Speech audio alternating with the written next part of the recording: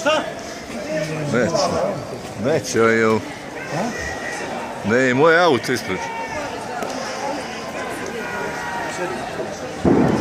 Uđi ti unutra, ajde. Ajde goći, ajde malo. Tako. Ajmo. Ajmo malo pogovoriti, pa onda...